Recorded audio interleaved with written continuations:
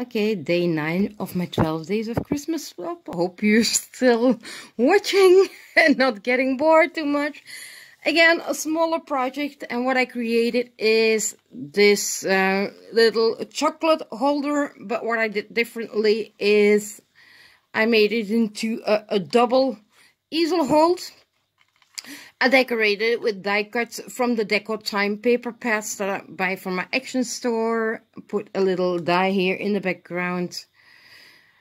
And this is Season to be Jolly. And one side holds 4 of these chocolates. This is one of the bows. This is a bow from, I believe it's KS Craft. It's actually the shaker bow. But I just used it as a normal bow because you don't have to make a shaker if you don't want to.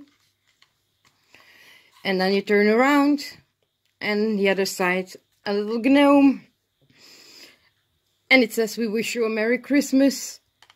And here again a little organza bow, a charm which she can recuperate and reuse if she likes to, and then more of the chocolates. As I said, another small project. Let's put this like that and there. But it's a cute little extra gift to add to anything. I believe it's very easy to do. This is the Merci die from Studio Light. Okay, hop on and let's hop to project number 10.